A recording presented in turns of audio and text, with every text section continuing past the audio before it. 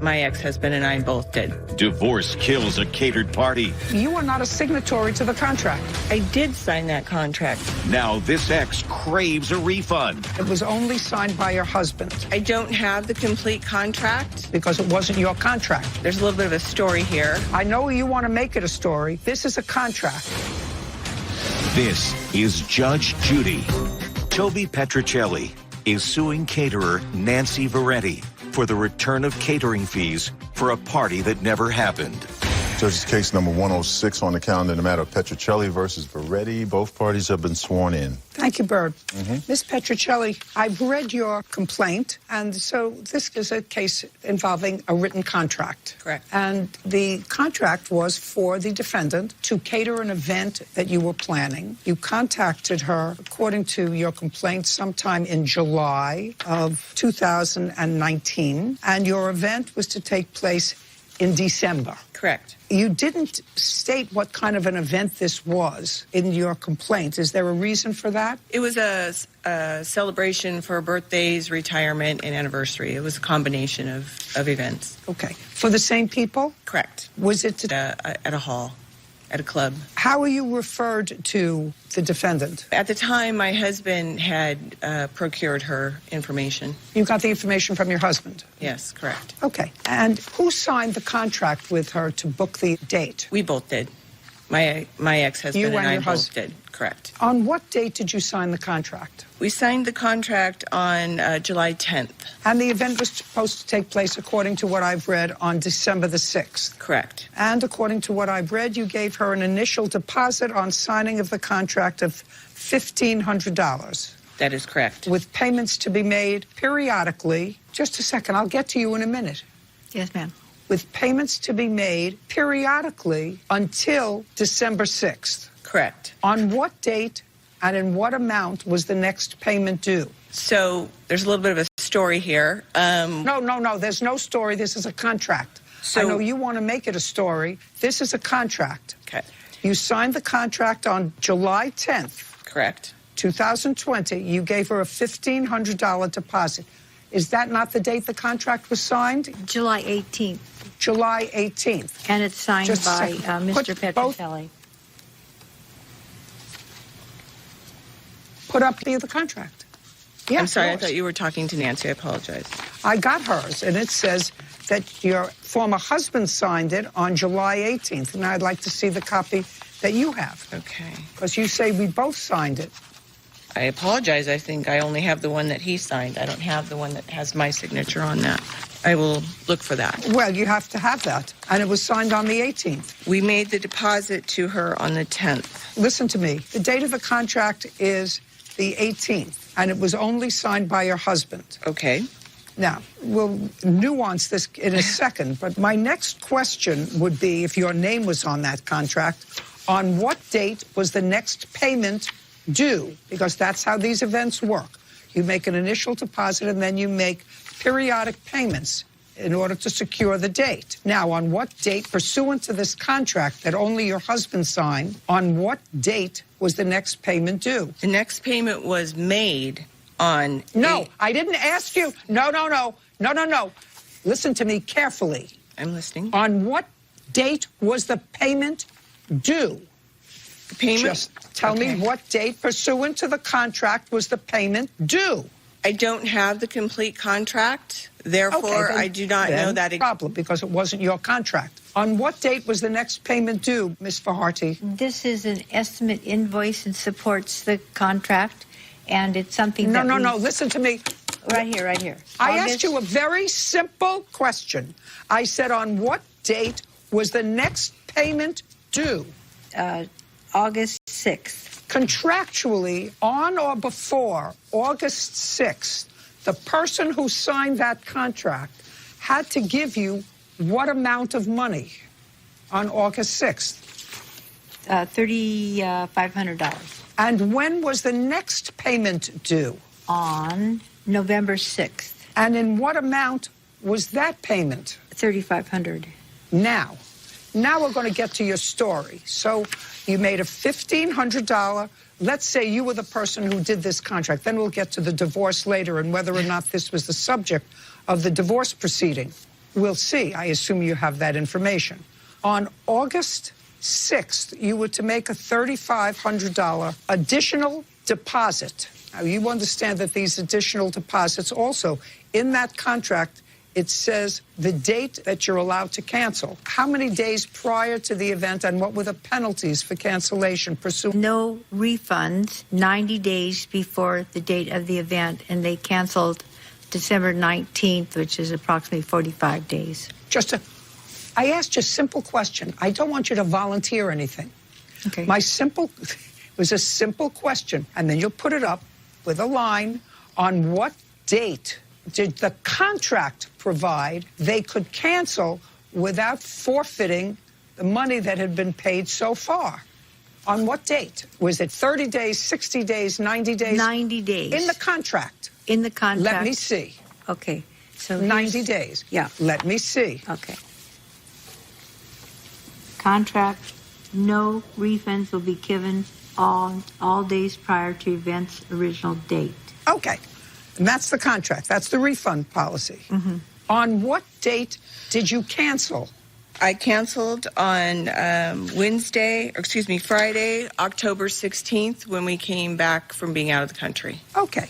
Well, that's less than 90 days. However, you made a combined deposit. You sent $8,000, according to you, or your husband sent $8,000. I did. Only $3,500 is forfeited because that was paid on all until November 6th of 2020, Ms. Fajardi. And if she canceled in October, the other payment really wasn't due that she sent you. Am I reading that correctly? Yes, you're reading correctly. However, there was a change in the terms of the contract based on a request for a discount on the event. No, show me that in writing. Show me that in writing. Right here. Show me that in writing. I say, hi, Toby, refigure costs for pay in full discount for review. I figured costs to reflect what the savings would be for a pay in full discount. I showed the discount above the sales tax line, reducing the sales tax of savings too. No credit card fees for check or cash. Did review foods for discount and amounts. Take a look. I'm available to review by phone or stop by today or tomorrow. On the new estimate dated 8/5 before show me where she agreed to those terms. When she paid the check, because here's the new estimate here. Estimate invoice has to be refigured. No, I understand. I understand that. Listen to me, Miss Fajardi. Yes. She's not getting anything because she has no standing. She is not a signatory to the contract. Shelley? Yes. You are not a signatory to the contract. I did sign that contract, so I'm trying. I will locate that for you. Listen, this is the time that we have all evidence. Mm-hmm. And you came to court. You knew you were coming to court. It's been my experience of over 50 years that when there is a contract, and its contract looks like the contract she just showed to me, there are two lines, one for your name and one for your husband's name. Now, did you have an attorney during your divorce proceedings? Yes, I did. Did your husband have an attorney? Yes, he did.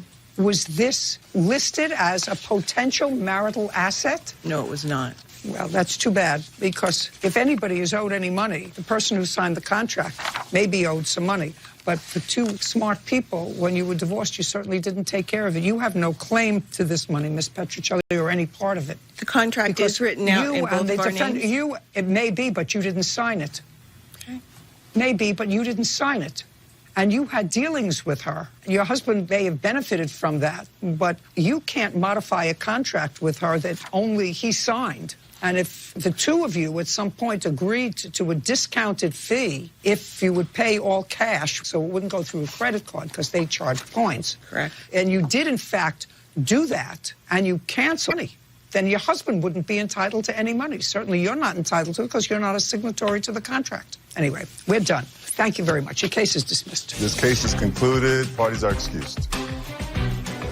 One would think that as a business owner, she would do the right thing, but it is what it is. As a small business person, it's been very, very important to stick to our policies and our rules. When I contacted her initially, she was very upset that we were going to have to cancel. They're wonderful people. This was a joyous occasion, and we were all just devastated. Said she'd get the money to me and then just kept stalling. So this is why we ended up here. Boy, if she wants a party, she's still got one with me. And now, the next case. All parties in the matter of Bennett versus Robinson. Step forward. Giselle Bennett is suing her neighbor, Shannon Robinson, for crashing his car into a retaining wall on her property. Miss Bennett, you're sleeping. Yes. It's August 18th, Yes. 2012. Yes. And you hear a commotion. Yes. Wakes you up. Yeah. Turns out this commotion is a result of the defendant's car wrapping itself around your garden and the wall of your garden. Right. And you want the defendant to pay for the damage. Yes. Oh, Mr. Robinson, what am I going to do with you, sir? Let me just refresh your recollection as to what you swore to in your answer.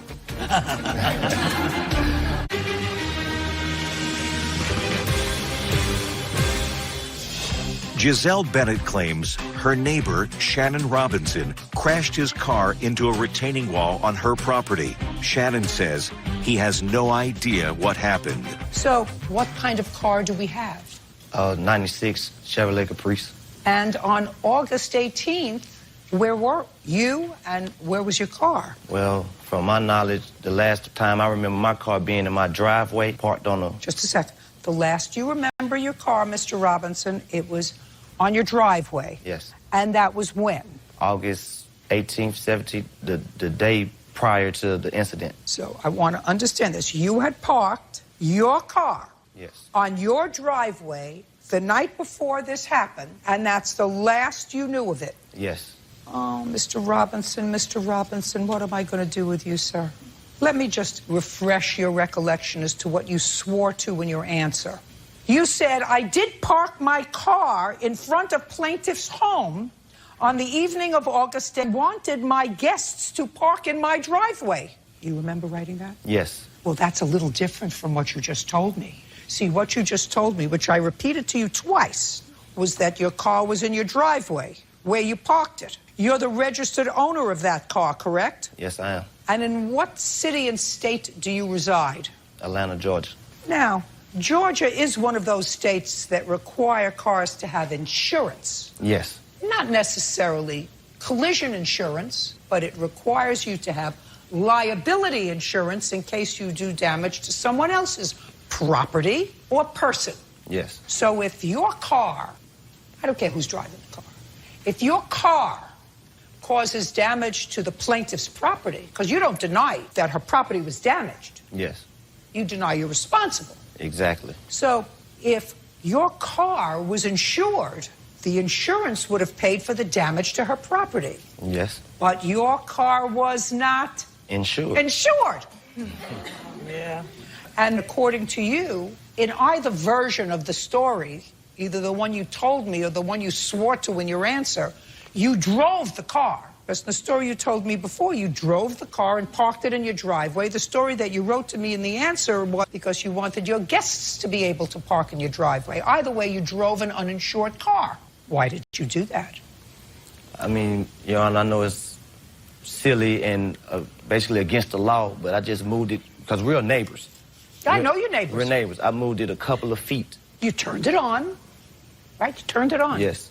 Now I want you to think very carefully. Now that we know that one of these versions maybe is true, was the car parked in front of her house or in your driveway? In front of her house on the street. Yes. And you did that because? So that I have room for my guests to park and be able to get out when they left my house.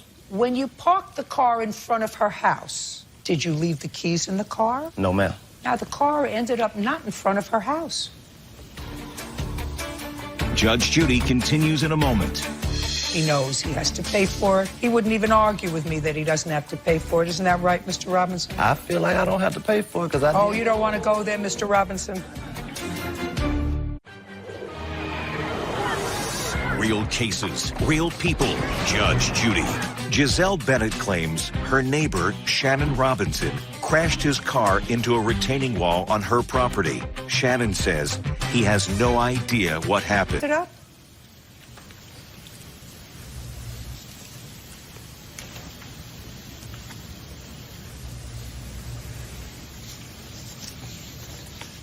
You could see from there, right?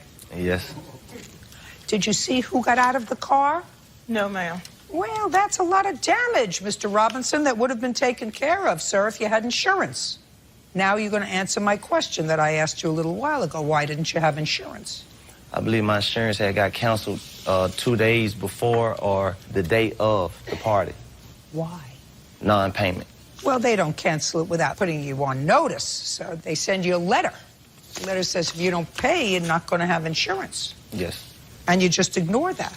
Now, do you work, Mr. Robinson? As of now, I do. No. Then. Then. August, listen to me very carefully. August 18th, 2012, were you working? No, ma'am.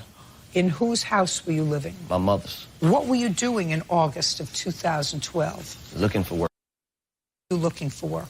Applying online, going to job career centers, job fairs. And how would you get there?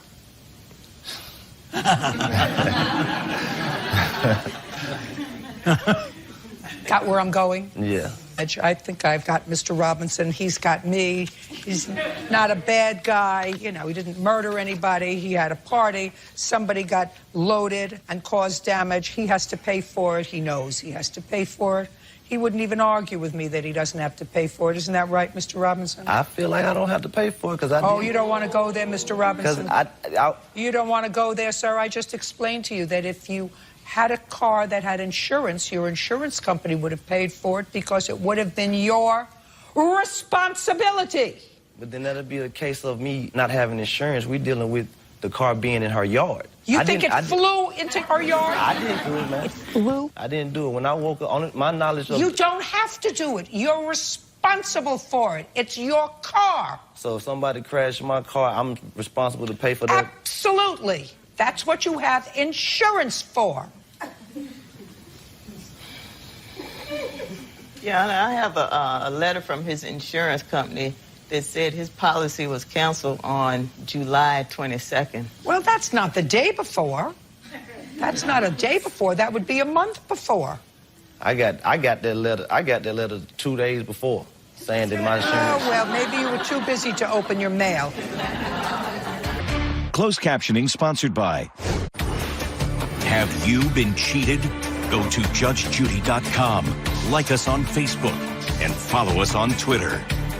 Do you have an estimate or a bill to fix the damage? You did fix it, did you not? Yes. Okay. One of those pictures shows it being fixed. These are the estimates that I got. One was Well, how much did it cost you to have it fixed? $350. That's a bargain. My goodness, Mr. Robinson, you should go over and give her a big hug and a kiss. She got the best possible price for you, $350. Why didn't you give her money for it? You working now? Yes, I'm working now. Yeah, I didn't know anything about a civil suit against me until a week ago. Well, now you know. They moved out of the neighborhood. Now you know. They moved out of the neighborhood. I had no contact with them. I seen the wall was fixed, but I had no contact with them. We still live in the neighborhood. But not in the same house. Yeah, we still live in the same Same house. I haven't seen them. I haven't seen them. You haven't seen him? No, ma'am. Well, you must be busy working. Yes, ma'am. Great. $350, judgment for the plaintiff. Thank you, that's all. Parties are excused and they step out. Moment. And on the next Judge Judy. An old RV needed some TLC. The body itself has not lasted. Nobody's body lasts. Not yours, certainly not mine. Next Judge Judy. She heard all the evidence and found that he indeed was responsible for fixing my wall. I offered to repair the wall. I offered to pay. I'm just thankful nobody was hurt. I mean, I feel something was unjust about it.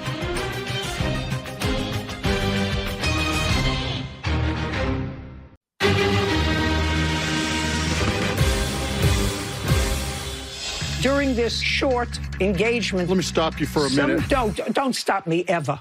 An ex shoots his mouth off over a missing firearm. She said the shotgun is with my son who lives in Oklahoma City. Or did you lie to him? I lied to him. Where is it? I sold it. And dishonesty will always misfire. I think that you're a fibber. That would be a fair assessment. Don't cross your arms. There's only one attitude here. This is Judge Judy. Leslie Orm is suing his ex-fiancée, Lori Mosley, for an unpaid loan and for the value of a shotgun. Judges, case number 136 on the calendar in the matter of Orm versus... Defendant is your former fiancé. That is correct. You were engaged from when to when? July 4th of 2018 to approximately the third week of November 2018. So we're talking, sir, about 2 years ago for about 4 months. Yes. And the thrust of your lawsuit is, during that 4-month period, 2 years ago, you made a loan to the defendant, or actually 2 loans, one for a trip that you were supposed to take, which she decided she didn't want to take, a cruise, and that was for $300 for the deposit that she put down on that. That is correct. And then, yeah, I know. Don't get so excited, sir. You've lived without this money for 2 years, and you may live without it for a little longer. And the other $800, Mr. Orm, is for money that you claim that you loaned to her for 2 airline tickets for her son and daughter-in-law to join you, the 2 of you, on a trip to Florida that the 2 of you decided to take in lieu of the cruise that was canceled and on which you lost the $300 deposit. So far, that's part of your lawsuit. Am I right? Yes. I just don't want the focus. This is not the Scopes trial, and it is certainly not the trial of the century. The next part of your lawsuit, Mr. Orm, is that 2 years ago, during this very short engagement that you had... Well, let me stop you for a minute. Somehow... No, don't stop me ever.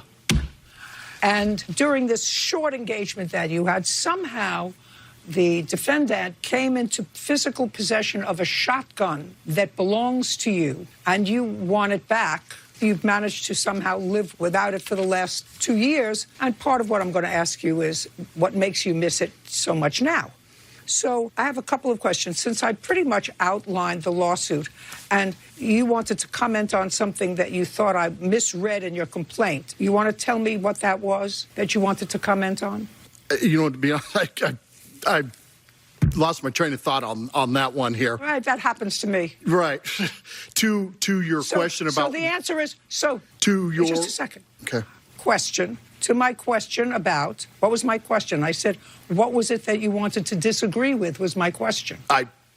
And if you said nothing, right, then correct. I'm going to continue my questioning of you. Okay, so since November of 2018, just for my own information, been in the United States or traveling outside the United States? I've been in the States. Have you been, since November of 2018, incarcerated? No. So now my question to you is, why, Mr. Orm, during a planet-wide pandemic, 2 years later, all of a sudden you're missing the shotgun and this $1,100 or so that you claim she borrowed from you 2 years ago? That's a good question. So what happened is that she had shared with me that she was going to be moving to Washington State for one reason or another. So at this point in time, I had asked, well, since you're going to be moving, what about getting this various stuff back? And she said, well, you know, the shotgun is with my son, Brandon, who lives in Oklahoma City.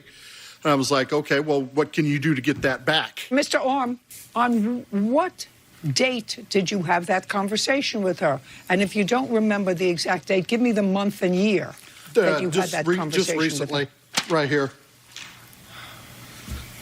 Okay. Those are the text messages. Were you still in a relationship with her? No. After November of 2018?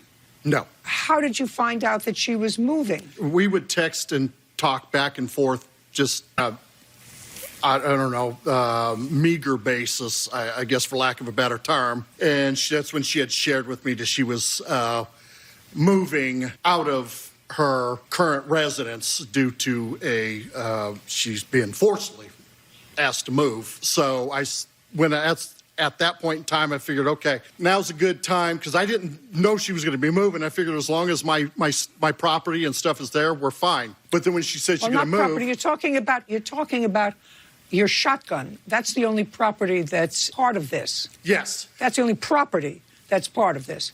Well, I could, I do have a ring that I could go, but, that is neither here nor there, you know. With the You're broken... talking about an engagement. You're talking about an engagement ring. Yeah, I could go. That's kind of a mute issue. I could go after that, but I'm not. I'm not looking to, you know, be petty here or anything like that. Mr. Orm, that you would get back. Okay. Mr. Orm, the engagement ring, if you sued for it, you would get back. Okay. Because that's the law. Right. An engagement is a contract to marry. If the marriage doesn't take place, irrespective of who calls off the wedding, you're entitled to the engagement ring back. But you didn't sue for that. That you would have actually gotten case number 2. This is a little more complicated. Okay, now I'm going to see the text messages, and you're talking about text messages from November of this year. Yes. About the shotgun. That's what I want to see. You say, how am I going to get my shotgun back from you before you leave? She says, well, I have to get it from Brandon. I assume that's your son. He took it to clean up the rust and stuff on the barrel. Okay. How would it have rusted unless you had said it had rust on it when you left it here? Oh, okay. Is there anything else on there? No, that was... That was it. Okay. Right. Miss Mosley, Miss Mosley, you have to pay careful attention. Your answer to him suggests that you left it there. That's what you said in left your it at text. my old residence, or? Yes. Oh, okay. Left, just pay careful attention. Okay. I read the text. I don't know whether you did. He said, how am I going to get my shotgun back? You said, my son Brandon took it because it had rust. Okay. And how am I supposed to get, because that was the question. You responded to him, it had rust when you left it here. You didn't say it had rust when you gave it to me. You said it had rust when you left it here. You were responding to him. So the shotgun is with your son Brandon in Oklahoma City? No, I actually Is that right? No. Sold it to whom? I sold it. Listen to me. I'm not liking, you see, the answers so far that you're giving me. I'm not liking them. Do you understand? Yes. And you don't want, you have a son, a daughter-in-law, you have grandchildren? Yes. You don't want to be made foolish. The shotgun, according to what you said to him, was with your son Brandon. Yes. Brandon, I assume, lives in Oklahoma City. He does. And you do not live in Oklahoma City. No, I don't. So if what you just started to say to me was, I sold it, that means that either you sold it or you directed Brandon to sell it, or else Brandon got it back to you somehow by mail, unlikely, and you sold it from where you were. Well, you live where? In Los Angeles, in California, in Washington? Where do you live? Currently, I live in Washington. Okay, so now I gave you all those options. Where was it sold? In Oklahoma City or in Washington? Oklahoma City. Or did you lie to him? I lied to him. That you gave it to Brandon? Yes. You lied to him? Yes. That you gave it to Brandon? Yes. Well, now you just said to me you sold it in Oklahoma City. Well, that would be where your son lives. So explain to me how you sold it in Oklahoma City. I sold it in Utah when I was still living there. Okay, just a second. Just a second. So then you just lied to both of us. Well, I lied to him because... I just want to know, you lied... Yes, Right, I'm you sorry. lied to me, Yes. too. You said you lied to both of us. You lied to him and you lied to me. Yes. Right? Okay. You placed a value, sir, of $500 on the shotgun. Is that right? Correct. Because the alleged loans you made, which I'll get to in a moment, were $1,100. So you placed a $500 value on the shotgun. You're going to get it, Mr. Orm, because I don't like people who lie. And I really don't know what she did with the shotgun. But clearly, based upon the text, she had no right to do anything with it. And I think she's being a wise person. I say that in an unflattering way. Judge Judy continues in a moment. I don't believe anything that you say to me. I think that you're a fibber, to him and to me. That would be a fair assessment. Just a second. Don't cross your arms. There's only one attitude here. And later today, The fact that your sister says my sister doesn't have any money, so you can't get blood from a turnip, doesn't mean you're not responsible for her car being totaled. Leslie Orm says ex-fiancée Lori Mosley owes for a loan and for selling his shotgun without his permission. Okay, so the next thing we're going to get to is the money that you gave her. And $300 was for a cruise that you were supposed to take together. Correct. Correct? Correct. And from what I gathered from your statements, you were going to pay for the cruise just as you did pay for the trip to Florida. You were generous. Correct. You were going to. It was supposed to be our honeymoon. Correct. I didn't ask you anything. I don't believe anything that you say to me. I think that you're a fibber to him and to me. That would be a fair assessment. Just a second. Don't cross your arms. There's only one attitude here. So you're not going to get the $300 back, Mr. Orm, because that's not alone. Now, the other part of it was $800 to buy plane tickets for her son and daughter-in-law on this trip to Florida. We went to Florida as a family. So now I'm going to go back to the very basic question that I asked you, sir, which is, why wait 2 years? Or show me any text between March or April of 2019 and November of 2020 or October of 2020 plane tickets. I don't have that text. I do have the no. I don't. Listen to me. Listen to me. I want what I want. I've crossed out the cruise. The cruise, you're not getting back. You were supposed to go there. You were going to pay for the cruise. The $300 was a deposit. You lost it. That she changed her mind is of very little value to me. No, don't tell me to hold on. Don't tell me to hold on. I asked you a question. My question is this. As I said to you, this is not a difficult case, sir. You're entitled to the money for your shotgun because I don't know where it is. I don't think you're going to get it back from her. So I'm giving you the full value of what you asked for the shotgun, which is $500. You're not getting the $300 for the cruise. And unless you have some text, email, or demand for the $800 that for the 2 plane tickets for her son and daughter-in-law, you're not getting that. So all you have to do is tell me. I don't have that. Well, then you waited too long. Since you weren't in jail, since you weren't in the military, since you weren't incapacitated, since you had every ability to sue her for the money from the time that you allegedly loaned her the money until today, I cannot find that waiting until there is a worldwide pandemic to sue her for something that... Judge Judy continues in a moment. And later today... When did it start It was raining the whole night, like all day. So what did you go out for? Whole night, whole day, raining hard. What did you go out for with your 2 children, me and her, 8 and me 4? and Listen, if it's raining that hard that you can't see and you're going 40 miles an hour, stay home. Real cases, real people. Judge Judy.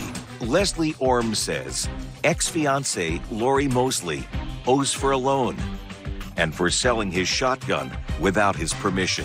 Okay, it happened when you were engaged to be married. You wanted to go away as a family. You wanted to impress her family. You were acting as a big sport. You're not getting the money back because it wasn't a loan, because you have no proof it was a loan. And I'm prepared to see any proof that you have where you say to her and she acknowledges, just pay attention, where you say to her and she says to you, I acknowledge this is a loan in the last year. And if you don't have any of that, sir, I don't have that. Then, okay, judgment for the plaintiff in the amount of $500. Thank you very much. We're finished. This case is concluded. Parties are excused. Well, I guess it's fair that, he gets money for a shotgun because I did sell that. She was scared to death, so I said, hey, next time I come up, I'll bring you my shotgun to protect yourself. He left it at my house to protect yourself. There was no honeymoon. Then I should have got my money back. Nope, called it off. I found out what kind of control freak he was and said no way. God, stay away from women. It's time to go separate ways. And now, the next case. All parties in the matter of Davis versus Davis.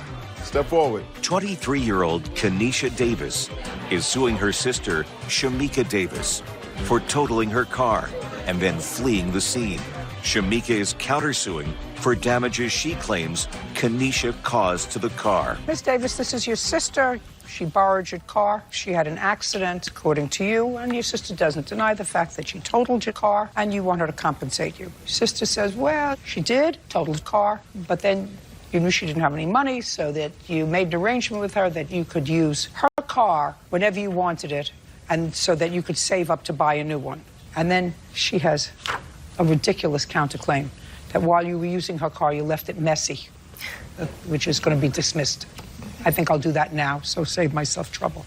Now, tell me about when you borrowed your sister's car. Me and my sister switched cars in October. Why? We were both moving at the same time, and I have a truck, so She was using my truck to move. We had each other's car for about 2 weeks before the accident. And what happened with her car? We took the kids trick-or-treating. She and I met on Halloween. She and I met up together to go trick-or-treating with the kids. She went her way with my truck, and I had her car. It was raining really bad that day. I went on the freeway to go home. I was going around a dead man's curb. This car tried to cut in front of me because I was going too slow, because it was raining. I had a hit-and-run accident with her car. Show me the police paperwork.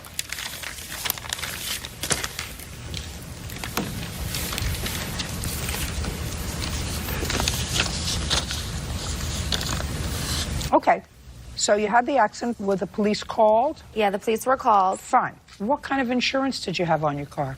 I had liability insurance. It covers any car that I drive. Were your children okay after the accident? Yeah. Okay. When did you purchase this car?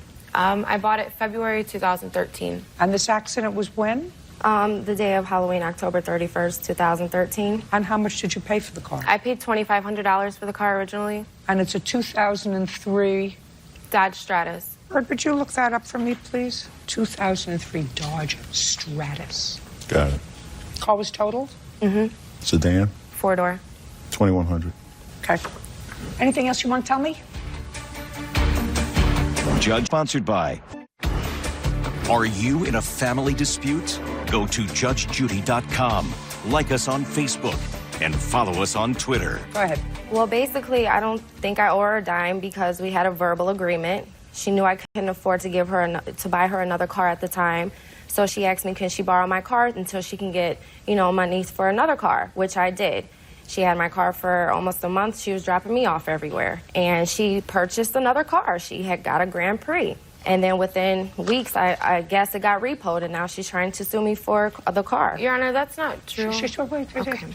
The fact that your sister says my sister doesn't have any money, so you can't get blood from a turnip, doesn't mean you're not responsible for her car being totaled, because I don't have anybody's statement here except yours that you were hit by another car. As far as I know, you were going too fast and you spun out. It was raining really bad that night. I was going slow. You're supposed to go 40 miles an hour. When did it start raining? It was raining the whole night, like all day. So what did you go out for? Whole night, whole day, raining hard. What'd you go out for with your two children, me and her, 8 and 4? Listen, met. if it's raining that hard that you can't see and you're going 40 miles an hour, stay home with your two children, age 8 and 4, who could have been killed. Somebody caused the accident. One thing I know for sure, it was not her. She's suing you for less than what she paid for the car. She's suing you for $1,500. Judgment for the plaintiff in the amount of $1,500. Your nonsense counterclaim is dismissed, as I said before. Thank you. Thank you. Parties are excused. You may step out. Judge Judy continues in a moment. And on the next Judge Judy, the virus held up her security deposit. You want me to go to a walkthrough and infect somebody with COVID? Send your mother. Send a friend. You're full of baloney. Next Judge Judy. I'm just upset that she didn't even give me a chance to tell her about the damages that were done to my car while she had it. I'm happy. I think that it was fair. I think Judge Judy made the right decision. The door panel was completely off, the alignment, and I had to get the brakes redone. Honestly, it was a little messy. I didn't really mess up the door. It was already like that when I got it. There was nothing wrong with her Jeep that I did. We don't talk at all anymore. We don't talk, but, that's really it. Everything else is fine. I hope we can be cool. Be sisters like we're supposed to be. But she gives me a hug. Wow.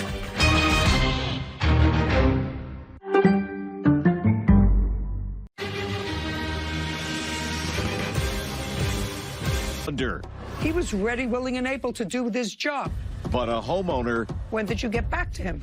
...wasn't on the same page. I told him at this point I wanted to cancel. You canceled the night before. That's correct, Your Honor. Mr. Stetler. Yes, Your Honor. Your responses to me are flaky. No, I don't understand. Flaky. This is Judge Judy. Matthew Stetler is suing home alarm installer Travis Bailey for failing to install a surveillance system in his home. This is case number 189 on the calendar in the matter of Stetler versus Bailey. Parties have been sworn in. Mr. Stetler, You purchased some surveillance equipment for your home. What kind of surveillance equipment did you purchase? Surveillance cameras. How many did you purchase? I purchased a total of 8, Your Honor. How much did you pay for the 8 security cameras? Paid $1,700 for the system. So it's one system? Yeah, it's a system that has, with a hard drive with cameras and everything that needs to be installed. And that's where Mr. Bailey comes in, because you needed someone to install the system. On what date did you purchase the system? I'm not quite sure of the exact date. It was somewhere in December. I purchased the system. They sat at my house for quite some time before I had them installed, or it looked like... 2019. That's correct, Your Honor. So you purchased them in December of 2019, and they did nothing. Sometime in June of 2020, some 6 months later, you contacted the defendant to install them. That's correct. And you told him that you would need $900 up front, and the total job was going to be what, to install the system? Yes, so we'd be wrapping hundreds of feet of wire around his home, and we did collect that deposit. Listen, I'm sorry, what was your question, Your Honor? I want you for a moment to think like a woman. I want you to put on your listening ears. Okay. Put on your listening ears. I asked you a simple question, and the question was, what was the total cost of the job? That's a number. Just above $1,800. I believe it was $1,815. And on that date, on the 20th of June, he gave you a $900 deposit. Correct. And you told him that it would be about half a day's work. I don't believe it would be half a day. I don't recall that exact statement. Well, how long do you think it would have taken you had you done the job? It would have probably been a full day. One day. Well, one man's full day is another man's half day. It depends upon how fast and how diligently you work. Correct. And he had the materials except for one piece, and the one router. Now, I don't want you to explain to me what that is. At my age, I only want to know information that involves getting me from one meal to the next. So I don't want to know what a router does. But with reference to this case, you bought the router, correct, according to you. Yes. For his system. Correct. And how much did you spend that you have a receipt for the router? It's after tax just over $150. Did you buy it? Yes.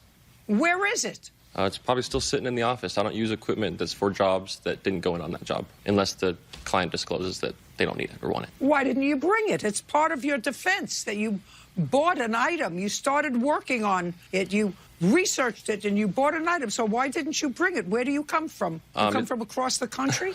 No, Modesto. Things have been very hectic for our company during COVID. But you drove here. Correct. Why don't you just put it in the car? Is it very big, this router? Is it bigger than a bread box? Is it bigger than a coffin? No, what is it? Roughly this. How big is it? Show me with your hands. Roughly this big. And who else drove in the car with you? I had a friend join me. Great. Is your car a 2-door car or a 4-door car? 4-door. Good. So you had plenty of room in the back seat to put the router, if you want credit for the router. Anyway, you didn't get back to him for a while. How come? The last thing you said to him was, give me the $900, and I'm going to look in my book and get back to you and let you know what date I can come and do it. That is incorrect, Your Honor. That was, well, tell me what you said. You took the $900, and what date did you tell him that you were going to start work? So when we collected the deposit, the plaintiff gave me an option for 2 days he wanted to select for the install, and he would let me know which day. So I reserved 2 days on my calendar for him. Which 2 days did he tell you? I remember it was a Tuesday or a Thursday. I have it in my notes here if you may allow me to open them. Absolutely.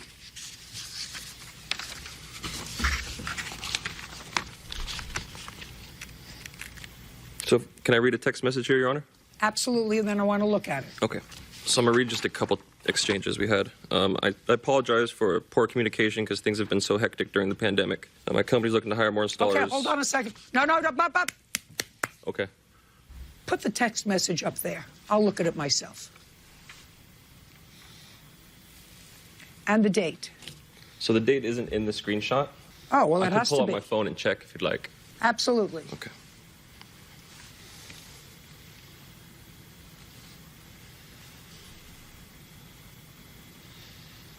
Okay, so in this exchange, It was just a delay in reply to text messages.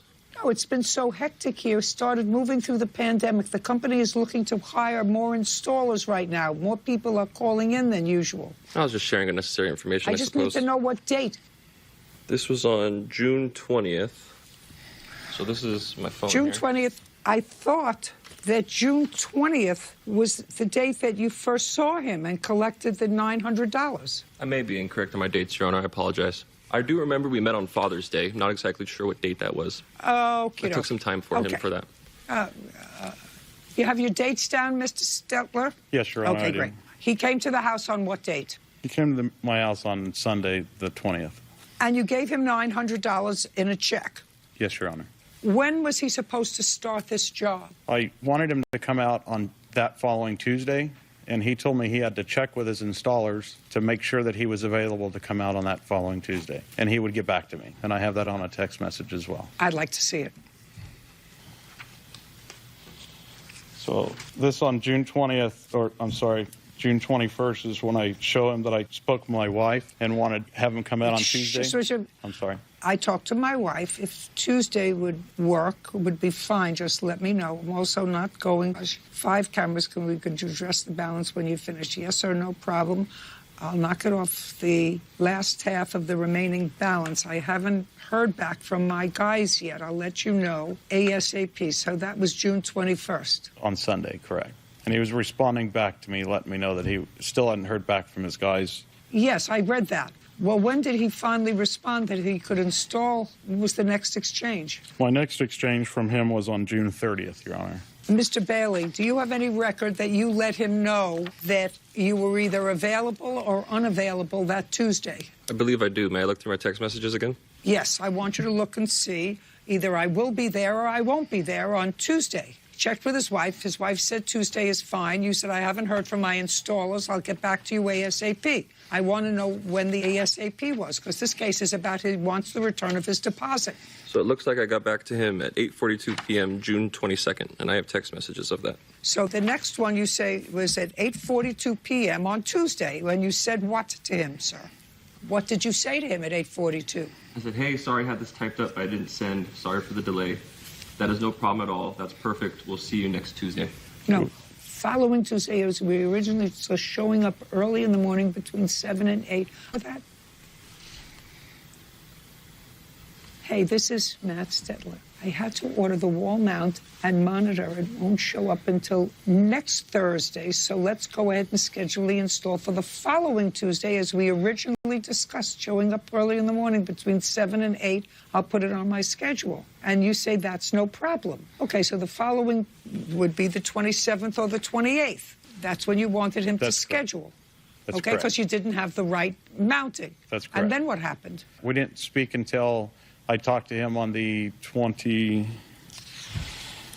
So now it's supposed to be installed the following Tuesday. The following Is that right? That's correct. Following Tuesday, which would have been the 29th. The 29th, Your Honor, that's correct. Yes, and what happened on the 29th? So I got in touch with him that Monday, informing him that my wife was sick, or had got sick over the weekend, and Sunday she had to go in for surgery, and I was going to cancel the install for Tuesday, and that I would get back to him at a later date. So you canceled Yes, the night before. that's correct. You canceled the night before. That's correct. Because your wife had an emergency. That's correct. When did you get back to him? He got back to me on Tuesday, said that he got my text, that he was on a different job, and he would call me later. I had got wrapped back from him, and so I reached out to him on July 10th. Well, why didn't you call him, Mr. Stetler, and without waiting for him? Your wife had an emergency. You canceled with him the night before the job. That's correct. You canceled with him the night before the job, saying your wife had an emergency. That's correct. And I'll get back to you. And when was the next time you contacted him? No, I didn't say that I'd get back to him. I told him at this point I wanted to cancel, and it would probably take a few weeks to a month before I rescheduled the camera install. Yeah. And I put that in a text message. He had told me that he would get back to me. Yeah, Mr. Stetler. Yes, Your Mr. Stetler. Yes, Your Honor. You don't get your money back. Your responses to me are flaky. No, I don't understand. Flaky. Judge Judy continues in a moment. And later today. Did she give you $80 in cash? Yes. When you came out of the facility? Yes. Did you ever give her any money? No, but I've done a lot of things for her. I don't care. My question was, did you ever give her any money?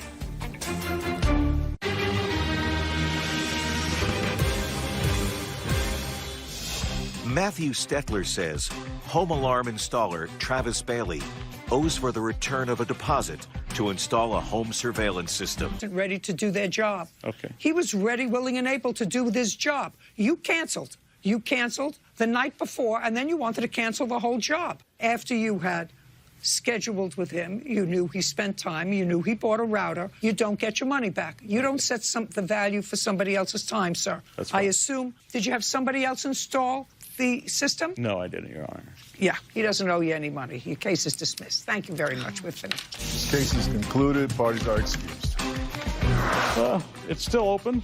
I mean, he's one of the best guys in town, so I'm not saying that. Well, I'm more than happy to do the job for him still. I'd be more than happy to do that for him. It's not open. It's open for discussion, so. I'd like to make him secure. That's what we do. I'm glad it's settled. And now, the next case. All parties in the matter of Walton versus Asbury, step forward. Catherine Walton is suing her former friend, Christina Asbury, for rent, a smashed windshield, and a loan to pay her cell phone bill. Ms. Walton, you and the defendant knew each other for some time, and am I correct that each of you at some point had a drug problem? Correct. Is that right? Yes.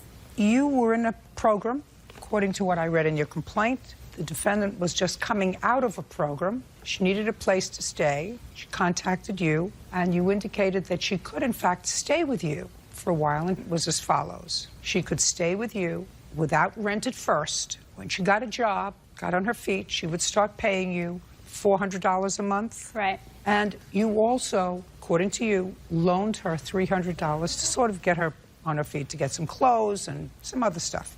And she got a job relatively quickly. You were released from the facility when? In April. And you stayed with Miss Walton month of April? For the remainder of April, yes. And May? Yes. And in June? Yes. And in July? Yes. When did you leave? About 3 weeks ago. 3 weeks ago? Ago. Mm-hmm. So that would be sometime in August. Yes. How much rent did you pay her? I gave her a couple $100 out of a couple of my checks, but I was trying to save money for my own A couple place. of $100 out of a couple of your checks. A couple is two. Oh, there was maybe like 3 or 4 that I remember. How much money did she give you while she was staying with you? $600 total. Okay. Judge Judy continues in a moment. I came home and I immediately saw that my windshield was smashed. And how did that happen? I found out who it was, why he broke out her window. I have no clue. I wasn't there. Name? Real cases, real people. Judge Judy. Catherine Walton says former friend Christina Asbury owes for rent, a smashed windshield, and a loan. Now, what was the $300 that you, according to you, loaned her for? When she moved in, or when she got her job. When did you get your job? About 3 weeks after I got out of the program. Where were you working? I was working at a natural food store. Are you still working there? No. Where are you working now? I'm working at a gas station now. We actually work at the same company, different stores. How long have you worked there? About 2 months. Who is this? This is my boyfriend. What does he do? Is not an answer. He doesn't have a job right now. What does he do? All day? I don't know. I'm at work. So he stays home and you work? Mm-hmm. How long has he been your boyfriend? Off and on for a year now. Did you meet him in the facility? No. Where did you meet him? I met him at my friend's house. Has he had a job during the year? Yeah. Doing what? He was doing I don't know what it's called, like tree trimming and tree... Cell phone bill, and for clothes for her new job. She had to wear a certain type of outfit. Did you give her the $300 in cash? No, I gave her $80 in cash, and the cell phone and the cell phone bill I put on my credit card. Did she purchase a cell phone for you? Yeah, she didn't say that I had to pay her back, though. Just question is, did she purchase a cell phone for you? Yes. Did she pay your cell phone bill? Yes. Did she give you $80 in cash? Yes. When you came out of the facility? Yes. What about clothes? I didn't have any when I moved with her. Did she help you get some? Yes. Where did you first meet Miss Walton? I met her through my ex-husband. We met about 10 years ago. Her ex and my ex were friends, and we've just continued to be friends, even though those relationships are done and gone. Did you ever give her any money? No, but I've done a lot of things for her. I don't care. My question was, did you ever give her any money? No. And who do you work for, Miss Walton? I work at a gas station. Do you live alone? I have a daughter who's 5. Anything else you want to tell me? She also owes me for a windshield that got broken. My car windshield that got broken. Well, explain that to me. Judge Judy continues in a moment. Closed captioning sponsored by 1. Like us on Facebook and follow us on Twitter. Well, explain that to me. On July 4th, I came home and I immediately saw that my windshield was smashed out. I have a picture of it if you want to see. And how did that happen? I wasn't there. I found out who it was, and I told her who it was. Who was it? It was this person that I had bought a computer from. He had gotten mad because I wasn't picking up my phone, and I don't know why he went. Did you owe him money for the computer? Yes, I did.